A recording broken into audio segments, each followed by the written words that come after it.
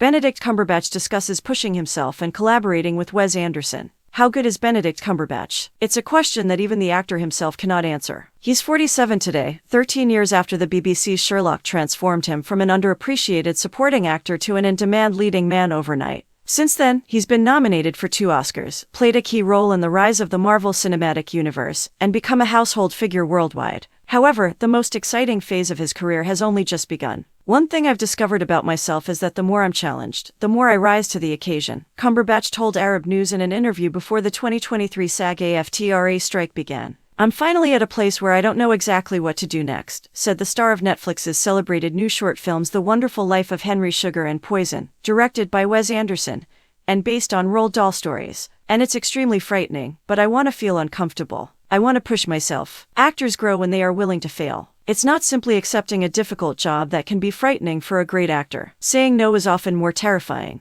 Film history is riddled with examples of actors whose careers were ruined because they passed on a hit. That isn't what motivates Cumberbatch, however. If anything, his prolificacy can be attributed to his parents, both of whom worked as actors but never rose to the level he has. I see the sadness of enormous potential being wasted in a saturated market. My parents sponsored my extremely expensive school just because of how hard they worked. Dad was simply saving money. But it was difficult. He'd sometimes leave us in the middle of a vacation to do a call for an advertisement that he didn't win, but then couldn't afford to return and join us, Cumberbatch explains. So, there's always part of me that feels really itchy and odd not just going to the next fight and swinging along. Every great actor wishes for something that even the finest may never have. It's not the BAFTAs or the box office records, it's a phone call. If you enjoy your craft, the goal is that one day one of the best artists alive will contact you to say they've written a part for you in their upcoming production. Cumberbatch's ambition came true when Anderson, whom he had never worked with previously, called to say he had written the starring character of Henry Sugar for him. It was captivating.